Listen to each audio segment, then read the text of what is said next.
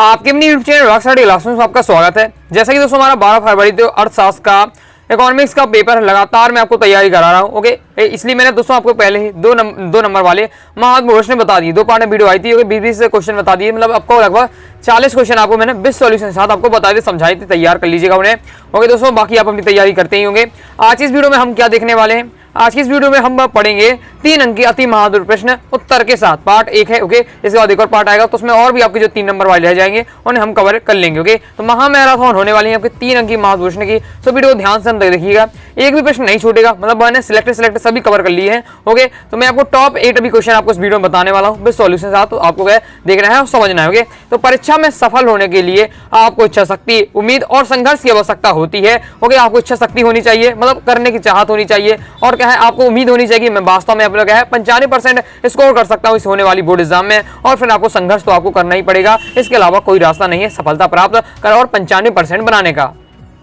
और दोस्तों चलिए देख लेते हैं। पहला दोस्तों हमारा क्वेश्चन है, व्यष्टि अर्थशास्त्र की 3 विशेषताएं लिखिए। व्यष्टि अर्थशास्त्र की आपको 3 विशेषता आपको तैयार कर लेना है।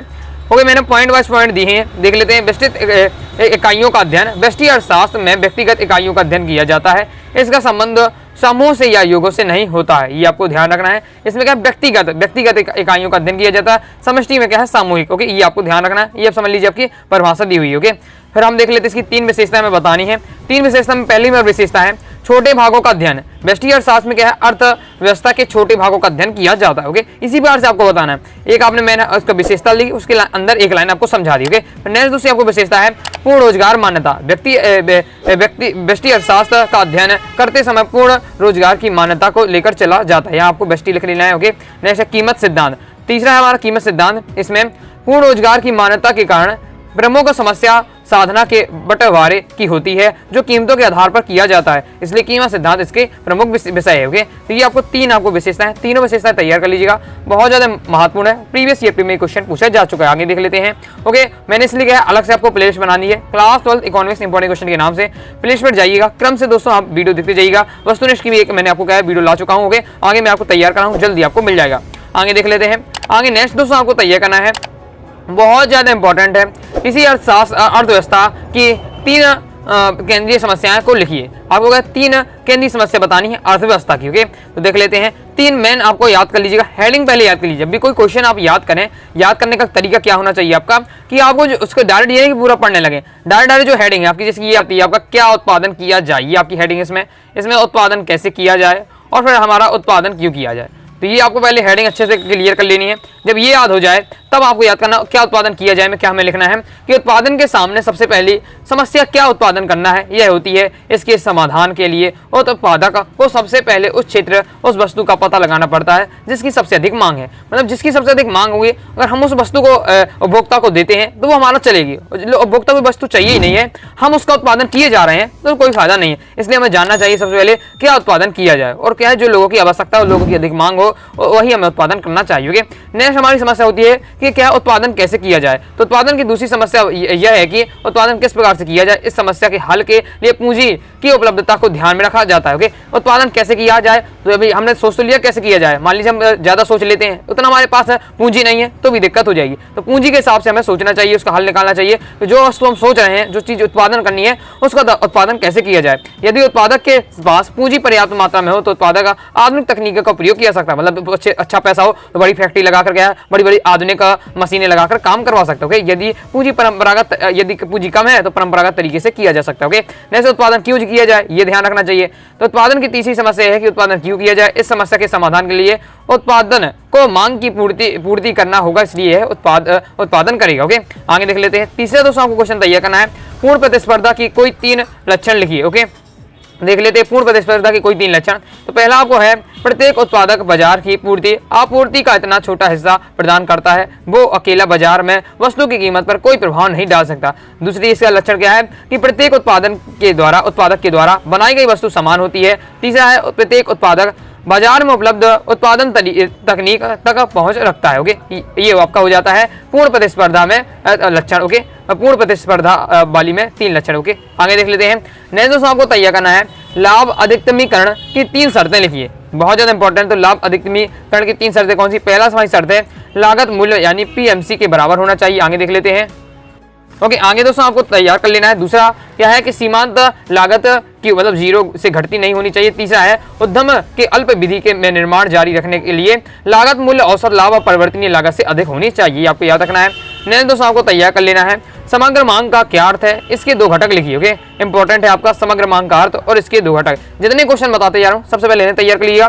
टाइम देखिए, मैं जब मेरी आपकी वीडियो आती है तो 2 से दिन में वाली 2 से 3 वीडियो आ रही है, मतलब 1-2 घंटे आप मेरी वीडियो देख रहे हैं, तो बाकी तो आपके पास समय है। मैं कह रहा हूँ 14-15 घंटे पढ़ना है तो 10-10 घंटे तो आपके पास समय है। तो आप अपने से अपने हिसाब से जो आपको टीचर ने सिलेक्ट बताए उनको भी तैयार करते रहिएगा। जब मैं आपको बता रहा हूँ आप अपने मैं जो मैं बताते जा रहा हूँ, जो मैं तैयार कराते जा रहा हूँ वो तैयार करते जाते हैं, अपने से मेहनत करते जाइए। जब आप और हम मेरी और आपकी मेहनत मिलेगी तब आप क्या 95% स्कोर कर पाएंगे। ओके, अगर मैं मेहनत करता रहा या आप ही बस मेहनत करते रहे तो फिर इसमें क्या पॉसिबल नहीं। ओके, इसलिए क्या है मेहनत आपको लगातार करती रहना है। नेक्स्ट हमारा तैयार करना है समग्र मांग का अर्थ लिखिए। तो हमारा समग्र मांग की पहले हेडिंग डाल लीजिएगा। समग्र मांग क्या है, से अभिप्राय मुद्रा की उस मात्रा से अथवा क्रिया प्राप्ति से जैसे काम पर लगे विभिन्न शक्तियों द्वारा उत्पादित या उत्पादन बेचकर उद्यमी प्राप्त करने की आशा करते हुए। इसके 2 घटक बताने हैं। तो इसके 2 घटक कौन सा, पहला घटक है उपभोग व्यय, दूसरा घटक है हमारा विनियोग व्यय। ओके, तैयार कर लीजिएगा, पढ़ लीजिएगा, समझ लीजिएगा। आगे देख लेते हैं। लाइक और शेयर ठोक दीजिए, महाकाल का लाइक और शेयर ठोक लीजिए। पूरा साल मेहनत करता हूं आपके लिए बेटा, ऐसा नहीं चलेगा, ऐसा नहीं चलेगा। नहीं दोस्तों हमें तैयार कर लेना है 6वां। ओके, न्यून मांग किसे कहते हैं, इसे ठीक करने के कोई 2 उपाय लिखिए। न्यून मांग किसे कहते हैं, इसे ठीक करने के 2 उपाय बताने हैं। ये आपके दिए हुए न्यून मांग के बारे में पहले आपको ये परिभाषा दी हुई है। न्यून मांग ऐसी स्थिति को कहते हैं जिसमें अर्थव्यवस्था में सफल मांग पूर्ण रोजगार पर वस्तुओं और सेवाओं के सकल आपूर्ति से कम हो जाती, परिणाम स्वरूप अर्थव्यवस्था में संसाधनों का आंशिक रूप से प्रयोग किया जाता है, अल्प रोजगार का संकेत देता है। ये आपका है न्यून मांग किसे कहते हैं। न्यून मांग को हमें क्या ठीक करने के 2 उपाय बताने हैं। 4 मैंने उपाय दिए हैं, आपको 2 याद कर लिए। पहला हेडिंग पहले याद करिएगा। ओके, हेडिंग याद होगी तो आप 1-2 लाइन उसके बारे में लिखी जाएंगे पेपर में, और हेडिंग मेन हेडिंग भूल गए फिर आपसे अंदर क्या लिखेंगे। तो हेडिंग आपको सबसे पहले याद करनी है राजकोषीय उपाय, दूसरा है निवेश, तीसरा है अधिक मुद्रा निगमन, आपका चौथा है साख निर्माण में वृद्धि। ये आपको 4 पॉइंट याद कर लीजिएगा, इसके बारे में एक लाइन पढ़ते जाइएगा। ओके, इस प्रकार से आपको तैयार कर लेना है। आगे देख लेते हैं। इससे पहले दोस्तों बता दूं, अभी तक दोस्तों आपने क्या है अपने इकोनॉमिक्स के कोर्स को ज्वाइन किया, कोर्स को ज्वाइन कर सकते हैं। अर्थशास्त्र इस कोर्स में मिलने के वाला है ऑल चैप्टर इंपॉर्टेंट क्वेश्चन आपको मिल जाएंगे। ओके, साथ ही 2 नंबर 3 नंबर 4 नंबर वाले इस प्रकार से इंपॉर्टेंट क्वेश्चन विद सॉल्यूशन के साथ ऑब्जेक्ट क्वेश्चन मिल जाएंगे। ओके, तो फीस इसकी आपको क्या है 99 रुपए, 50% ऑफ चल रहा है, केवल 49 रुपए में। सोचिए आप 49 रुपए में आपकी पूरी तैयारी करा रहा हूँ, जितना हो सकता है उतना मैंने कम कर दिया ताकि सभी स्टूडेंट अच्छे से पढ़ सके। ओके, तो कोर्स ज्वाइन करने के लिए 90 39 53 44 79 दिए व्हाट्सएप नंबर पर आपको मैसेज करके दे रहा है। ओके, आगे देख लेते हैं। या फिर दोस्तों आप क्या है इस कोर्स को लेना चाहते हैं तो अपना ऐप है अनुराग स्टडी क्लासेस, प्ले स्टोर से जाकर डाउनलोड कर लीजिएगा, वहां आपको कोर्स मिल जाएगा। कोर्स में ही पेमेंट करके मतलब ऐप पर ही पेमेंट करके आप ले सकते हैं कोर्स को। ओके, आगे देख लेते हैं। आगे नेक्स्ट हमारा क्वेश्चन आपको तैयार कर लेना है। राजस्व व्यय तथा पूंजीगत व्यय में भेद बताइए, मतलब अंतर बताइए। कोई 3 आपको तैयार करना है। ओके, बाकी ये 4 मैंने आपको दिए, आपको तालिकाबद्ध अच्छे से तैयार कर लीजिएगा। तो राजस्व व्यय से आया है, इस साइड आपको पूंजीगत व्यय। ओके, राजस्व व्यय क्या कहलाता है, सरकार की संपत्तियों में वृद्धि करने वाले खर्चों को क्या है पूंजीगत व्यय माना जाता है। ओके, और जबकि इसमें क्या है सरकार की संपत्तियों में वृद्धि करने वाले खर्चों को पूंजीगत व्यय माना जाता है।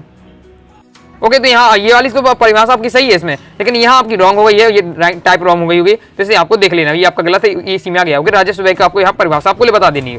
जबकि राजस्व व्यय क्या है कमाई श्रमता में वृद्धि नहीं करता है, पूंजीगत व्यय व्यवसाय की कमाई में श्रमता वृद्धि करता है। राजस्व व्यय में लाभ केवल वर्ष 3 तक बढ़ता है, पूंजीगत व्यय में लाभ 1 वर्ष से अधिक तक बढ़ाया जाता है। ओके, आगे देख लेते हैं। इस प्रकार से दिया है राजस्व व्यय में ट्रेडिंग खाते और प्रॉफिट और लॉस अकाउंट में व्यय के रूप में की दिखाया जाता है, जैसे वेतन पेंशन आदि। पूंजीगत व्यय में बैलेंस शीट में एक संपत्ति के रूप में दिखाया जाता है, पुल निर्माण सड़क, इस प्रकार से तैयार कर लीजिएगा। आगे देख लेते हैं। नेक्स्ट आपको तैयार कर लेना है राजस्व घाटा और आपका क्या है राजकोषीय घाटे में अंतर। ये आपका दिया हुआ अंतर, आपको क्या है चारों अंतर दिए हैं, चारों अच्छे से तैयार कर लीजिए, बहुत ज्यादा महत्वपूर्ण है। राजस्व घाटा होता है एक वित्तीय वर्ष में राजस्व आय में अधिक राजस्व है, और राजकोषीय घाटा क्या होता है एक वित्तीय वर्ष में उधार को छोड़कर कुल प्राप्तियों आय पर कुल आय व्यय का अधिक होता है। ओके, इस प्रकार से आपका दिया हुआ तैयार कर लिया। और मैंने आपको ये फॉर्मूला जरूर याद कर लीजिएगा। इस प्रकार के फॉर्मूला आपके क्या है एक प्रकार से फॉर्मूला ही अपना। ओके, तो ये आपके क्या है ऑब्जेक्ट में पूछे जाते हैं, तो तैयार कर लीजिएगा। ओके, तो इस प्रकार से मैंने आपको टॉप 8 अभी क्वेश्चन बताएं, आगे मैं टॉप 8 और आगे लाऊंगा। तो इस प्रकार से मैं धीरे धीरे करके आपको एक आंसर बनाने आपको पता मेहनत लगती है, धीरे धीरे करके मैं आपको कंप्लीट कराते जाऊंगा। जितने क्वेश्चन बताऊं तैयार करते जाइएगा, साथ ही अपने आप से भी मेहनत करते जाइएगा। आई होप दोस्तों आपको वीडियो पसंद आई, वीडियो लाइक करके चैनल सब्सक्राइब जरूर करिएगा। कोई दोस्तों डाउट आता है कमेंट बॉक्स में आप पूछ लीजिएगा। टेलीग्राम चैनल को ज्वाइन कर लीजिए, साथ ही दोस्तों इंस्टाग्राम फॉलो कर लीजिएगा। मिलते हैं नेक्स्ट वीडियो में, तब तक के लिए बाय बाय।